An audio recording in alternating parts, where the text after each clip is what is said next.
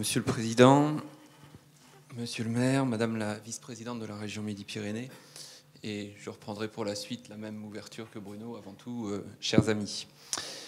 Lors de l'ignoble attentat du 7 janvier dernier, Sciences Po Toulouse a perdu, comme toute la République, un des citoyens qui faisait vivre les libertés au quotidien. C'était beaucoup, c'était déjà trop. Mais en plus, Sciences Po Toulouse a également perdu un être qui lui était particulièrement cher, à au moins 3 titres. Diplômé, 1968. L'année sonne comme une sorte de clin d'œil à l'esprit malicieux de Bernard Maris. Enseignant, Bruno Cyr l'a rappelé tout à l'heure, enseignant fidèle de la maison depuis les années 80 jusqu'au début des années 2000, des générations entières d'étudiants, j'en ai été, ont apprécié l'économie politique explicitée par Bernard Maris. Et puis, c'est moins connu, parrain d'une de nos dernières promotions, parrain de la promotion 2010, qui s'appelait Boris Vian. Et quand on l'avait sollicité, Bernard avait dit, et en plus pour une promotion Boris Vian, évidemment oui.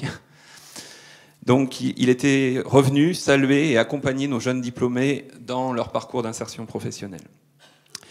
C'est du fait de cet attachement très particulier que la douleur et l'émotion ont été particulièrement vives à Sciences Po Toulouse en janvier dernier et aujourd'hui encore.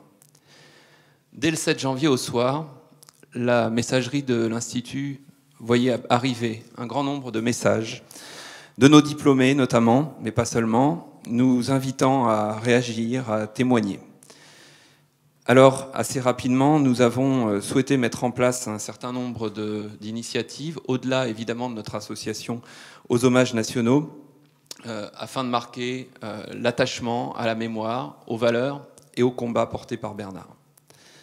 La première initiative a consisté à créer un mur virtuel, un livre d'or de témoignages qui permettait à chacun de dire un mot. Des fois juste quelques mots, des fois de longues pages. Et en moins de 3 jours, c'est plus de 250 témoignages qui ont afflué. La deuxième initiative a constitué à décider de rebaptiser la salle du conseil de l'IEP au nom de Bernard Maris, ce qui sera fait d'ici quelques temps. La troisième correspond à la journée qui nous réunit ce jour, qui a été pensée et portée par les collègues du LEREPS, et je tiens à les en remercier.